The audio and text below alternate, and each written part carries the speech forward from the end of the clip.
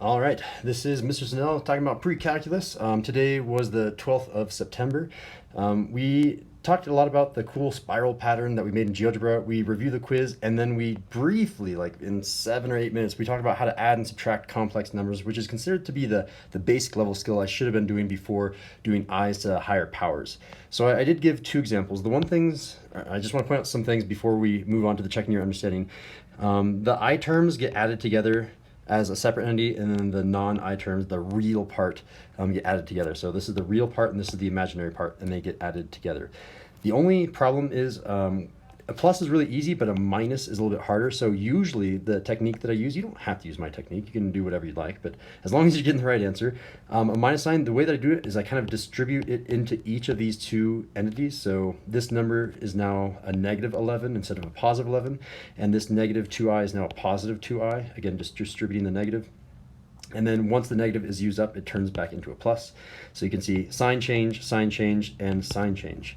And now this problem is exactly like problem number 1, where we just have to add the individual components. So this is the real terms. I have a 7 and a negative 11, and I have a negative 3i and a plus 2i that goes into the right part. 7 minus 11 is negative 4. Negative 3i plus 2i is just negative 1i. And typically you just leave that as negative i, which is why I had to simplify it one more time. So these 3 problems are for checking your understanding. I'm hoping that you're following along with me. If you have not written these down, I'm guessing you haven't, because I need to do a better job of passing out paper checking your understandings instead of making them digital. Please stop the video now and try these. Really test if you know what you're doing. The whole point of this is to check your understanding. That's what CYU stands for.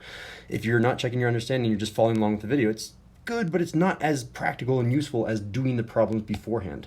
So maybe you'll just watch the first one and make sure you're going to do what's going on, but please pause the video as much as you can. So number 1, I'm going to group the real terms. I have 21, and then I have a 6. So that's going to be my real part, and then I'm going to add that with all of my imaginary parts. I have a negative 13i for an imaginary part, and I have a positive 7i for an imaginary part.